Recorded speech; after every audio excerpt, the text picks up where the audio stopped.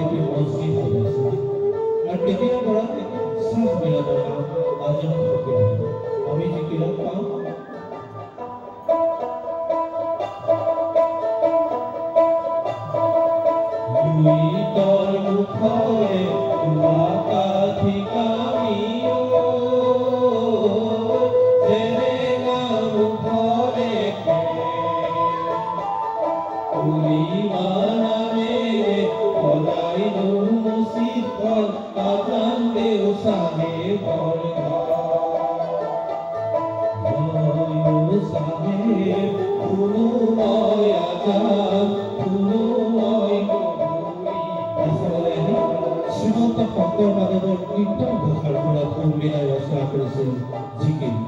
মাধৱদেৱে নামঘোষা গাইছিল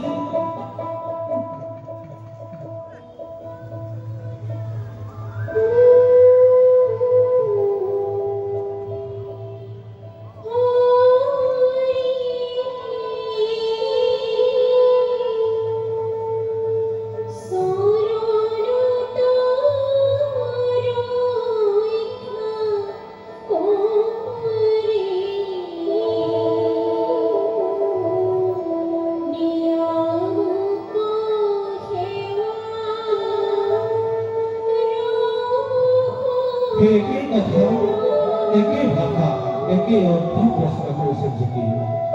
মাধৱদেৱে কৈছিল কৃপা কৰা, আজানবাবুৱে কৈছিল ৰহম কৰা। কথা একেই, অৰ্থ একেই, মাত্ৰ ভাষাৰ পৰিৱৰ্তন হৈছিল।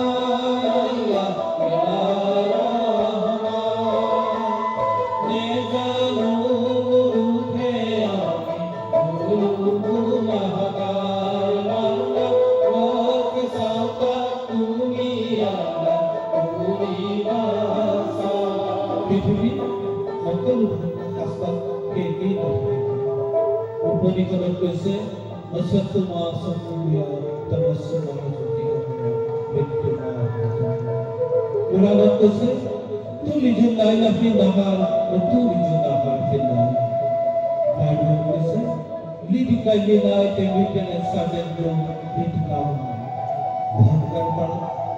গঙ্গার পাড়া মহাভারত ব্রহ্মপুত্র পাড়াতে এই শ্রীরত্ন পুরাণে একই কথা দেখলাম 500 বছর আগত আজাদ হুকে কৈ গৈছে মাধৱ দেৱী কৈছিলে বেদে ৰামায়ণে পুৰাণে ভাৰতে আধুনিক সখানে হৰিকে কেৱল কহে নিশ্চয় জনতন্ত্ৰ ধৰ্ম যি নহওক কিন্তু এজন সৃষ্টিকৰ্তাৰ কথাই সকলো ধৰ্মতে যিকিনো আজাদ হুকে কৈছিল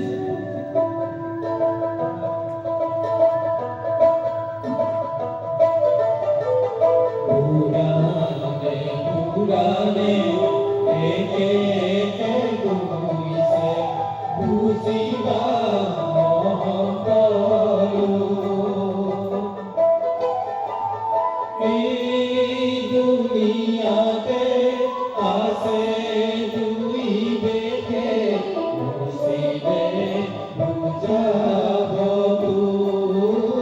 বুঝিবা মহন্তরু এইখিনিতে মই মোৰ বন্ধুসকলক চিনাকি কৰি দিছোঁ দতৰা সংঘত কৰিছে হেমন্ত হাজৰিকা কাষতে ছাৰফৰাজ আখতাৰ ৰহমান পুলিত বৰা মৃগেন বৰা ইয়াছমিন চুলতানা ৰহমান তাই সংঘত কৰিছে বিনোদ দত্ত ভূপেন দত্ত আৰু তবলা গীত তবলা সংগীত কৰিব কংকন কিশোৰ শৰ্মা অসমত হিন্দু মুছলমানৰ মাজত কোনো দিন ভেদাভেদ নাই ৰাজনীতিৰ চকুৰ চালে আমি হিন্দু মুসলমান দেখো কিন্তু আজি ভকতৰ চকুৰে চালে আমি দেখো মানুহ আমি মানুহকে দেখো 5 বছৰ আগত আজাদ হুকে বৰ সাহসেৰে কৈছিল আজি আমি কওঁ উত্তৰ পুৰুষে ক'ব মোৰ কাষতে থকা ভগৱস্থাও বান্ধৱসকল লোকেই একেই কথাকে ক'ব সেই একেই কথা ক'লেহে আমাৰ অসমখন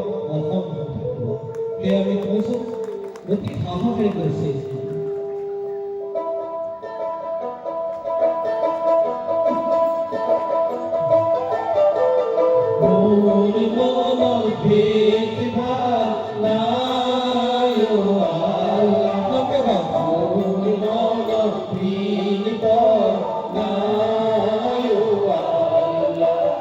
Hindu ki Musalman, eke Allah forman, mure mono eke tiba.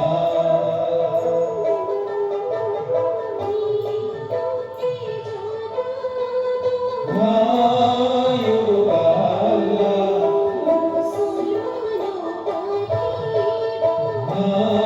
ayu